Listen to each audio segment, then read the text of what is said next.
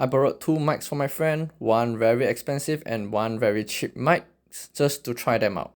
Disclaimer, I'm not very good in mics, so forgive me if I make any mistakes in terms of terminology.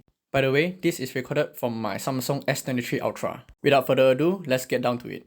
Let's take a first look at the Rode Wireless. It comes in a soft case. Let's take a look inside. This is the receiver. There's some USB-C, turn on off button, and some settings control.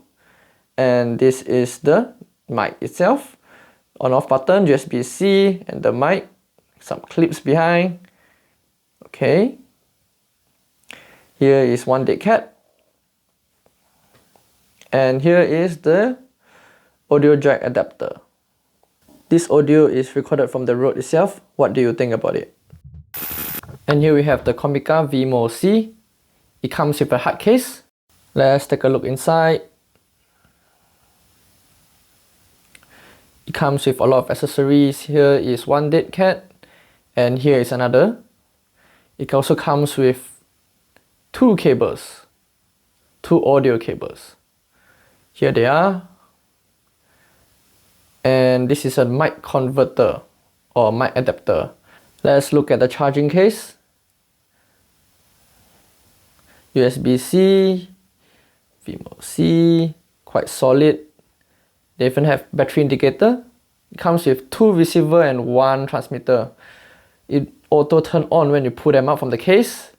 There are some buttons, the clips, and here's the USB charging individually, and here's the mic. Let's take a look at the transmitter. Also again, auto turn on when you pull out the case, color indication, USB-C charging, some buttons here and there, and a clip. So what do you think about the audio quality? This is recorded from the Comica itself. Or maybe I should just stick to the built-in mic system of my Insta360 Ace Pro, which is what you guys are listening right now. Do let me know in the comments below what do you think about this mic.